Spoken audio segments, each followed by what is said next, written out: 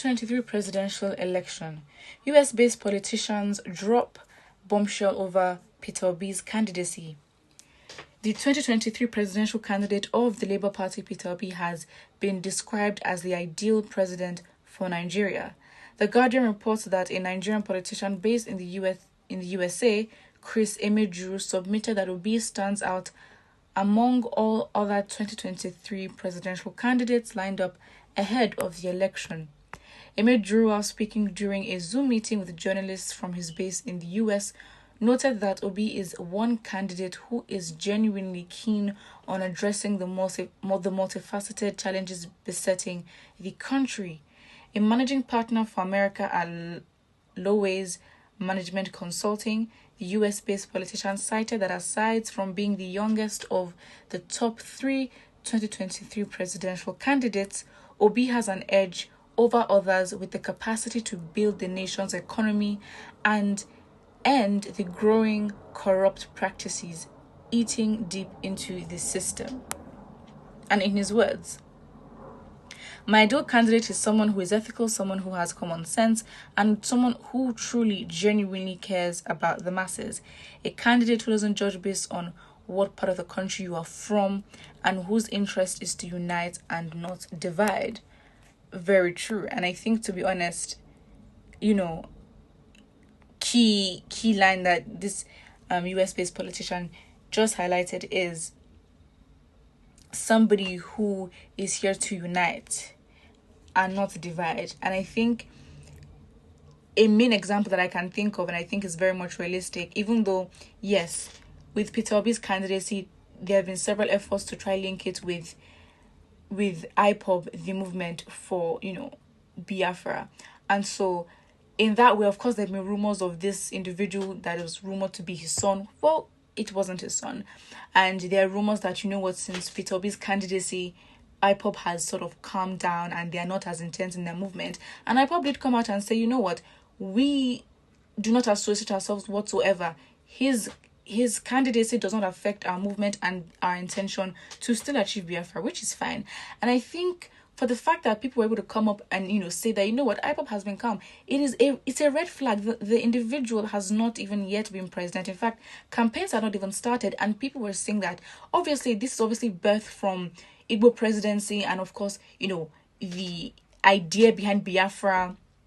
And people just maybe thinking that, maybe what Igbos want is just a fair chance of ruling, and maybe that is why they're looking at Biafra. But really, their motivations for achieving Biafra is very much different and far from that, and just trying to be in a state, the Nigerian state that they really criticize. But my point is, look at the administration of Buhari and how they have triggered, how they have triggered IPOB and they have triggered, the movement. They've triggered, when situations would happen, what do they do? What has been the results?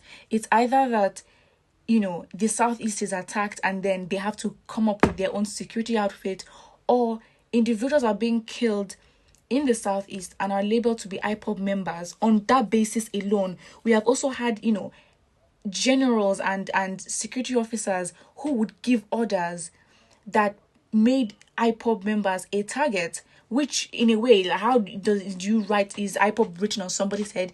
The point is, this administration has been able to escalate matters that really a conversation, and just a conversation only, would literally change. I mean, the way you approach and deal with situations would obviously affect the outcome, and every single time, So obviously, I'm saying that just to highlight this politician's point that you need somebody who is able to unite and not divide and not focus on the wrong things, whether it's ethnicity or religion, and whatever it is. Even if you have big issues, for the fact that you as a president have a calming nature where no one is panicking. With Buhari, we don't even know if he's there. In fact, we're even more sure that the other people making decisions on his behalf, and we don't even know them, makes us even scared.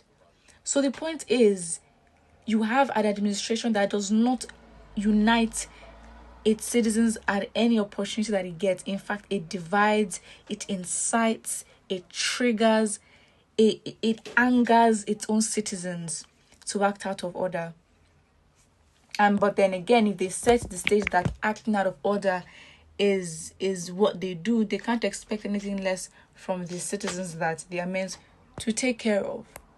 So really, I think that really makes sense. And obviously right now, Peter Obi is heading to the US, I think Germany, and another country, just to go meet with Nigerians in the diaspora. And to be honest, yes, it's also very healthy or helpful that, although this individual is based in the US as a politician, is also a Nigerian, and of course can also be able to see and compare that, with the top three candidates, of course Peter Obi is miles ahead, and that is who I am supporting.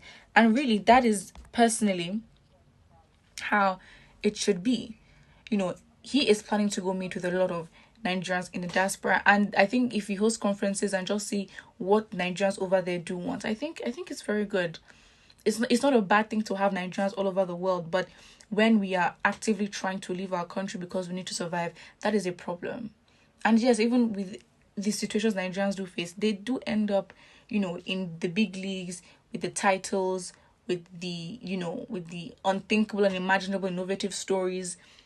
Nigerians are doing it.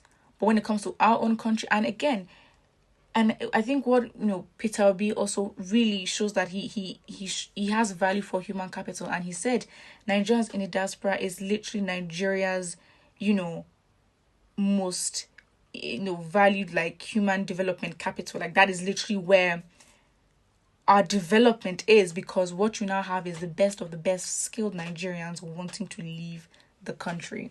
And there was even concerns the other time with nurses, on average about 4 nurses resigning every single day in Lagos, and that is a problem.